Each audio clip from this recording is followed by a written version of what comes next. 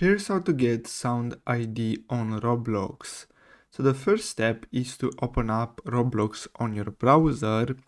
Then we just have to click on create at the top. So once we do that, we can go to store here on the left side, and then we can select audio. Now here we have different genres, we have different vibes, we have sound effects. So you just have to click on any of these and then you can play each one of them. Now you can select it, then we can simply click on more info and then click on these three dots. Now simply click on copy asset ID, and now we can open up Roblox Studio and use this asset. Now if you want to do the same thing for your own audio, for your own sounds, you just have to go to creations, then go to development items and select audio.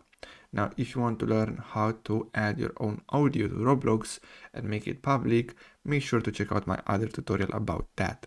So here, as you can see, I already have a few of them. So you can simply select it, and then after we make it public, at the top we have this number. So this is our ID that we can copy and use it in our Roblox Studio games. Now, if I open up Roblox Studio, as you can see on the left side where it says toolbox, we also can click on audio and search for those music. So we have the same homepage with the genres. So I'm going to pick this one, and then I'm going to add this random one, this random song.